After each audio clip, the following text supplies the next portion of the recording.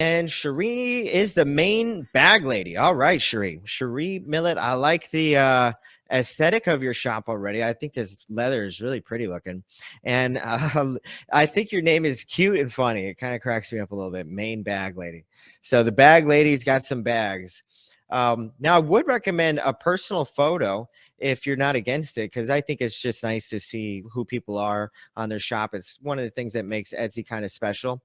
So let's see here. We've got some photos of your shop, and there, this is such a nice photo showing you're welcome, showing your sewing machine here. I'd love to see like a photo of you actually at the sewing machine would be even better. I think that'd be cool, but it looks good there. So, okay, I would recommend getting some shop policies in here.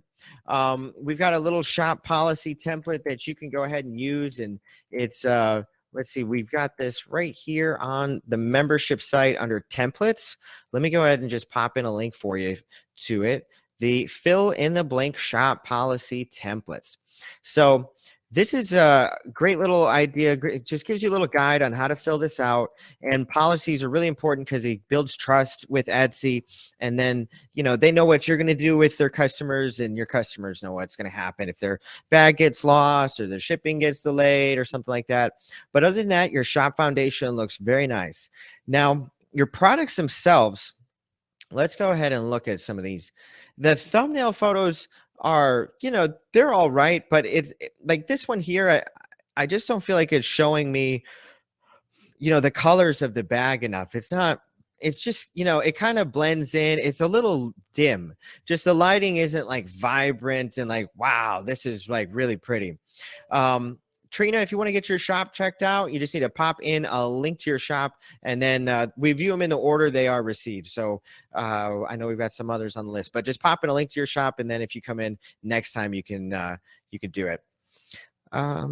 Let's see here. Okay, so what I would recommend for you, Cherie, is to just get your photos brighter, just more light on them. It looks like you must have taken these inside, and it kind of tells because it looks like that, like the classic mall lighting on this. This is how I'm perceiving it.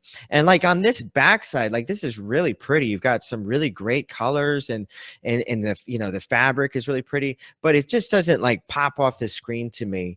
And so let's go ahead. The more lighting you can get in your photos, guys, the better. And the more vibrant, the better. So, let's look at what we got going on here. So this one I like it kind of catches my eye a little bit, and it's a really cool pattern there too. But look at this listing here. Like the flowers are just a little brighter and a little bit more illuminated.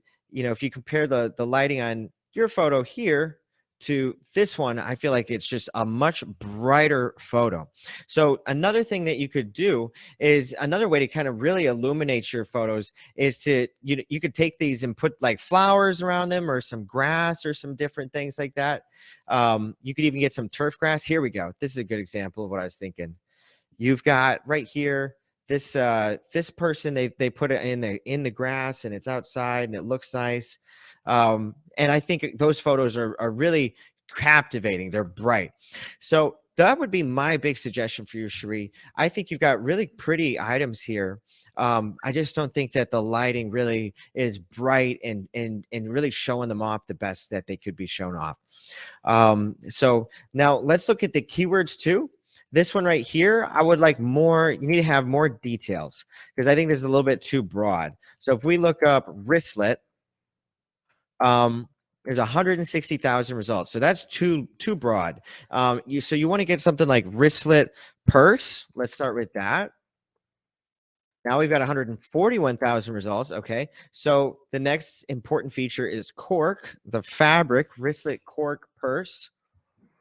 Now we've got 1,425 results. So that's a perfect keyword, 1,425 results. Now you want to then go and try and find like 5 more keywords like that, because it's best to fill your listing title with at least 3, but ideally 5. So one of the simplest ways is just to look at what other people are using. So this one right here, we've got cork wallet. And don't just grab people's keywords without checking them first and making sure that they're actually good, because they might be using terrible keywords. But cork wallet, 5,487 results. Maybe let's try cork wallet purse, because I feel like it's not just a cork wallet, and you might as well get a little more precise. There we go. Cork wallet purse, 5,177 results. Another perfect keyword. So what you want to do is you want to go in and you want to find 5 keywords like that. And on this listing title, I would change the listing title to, I would pretty much go, I would do cork wallet purse, because that one's bigger, 5,177. And then I would do a dash, and then wristlet cork purse, and then, do 5 more keywords like that. And now you've got a great listing. So I think your items are really nice looking, really cool. I love that you make them yourself. They look very, well made, and you look like you're, clearly experienced in this. So brighten up those photos, clarify those keywords a little bit, and there you go. You got some winning products, a winning shop, and you'll be doing great. So I just popped in those keywords for you, Sherry. So feel free to check them out and use them to kind of build on, and you'll be good to go.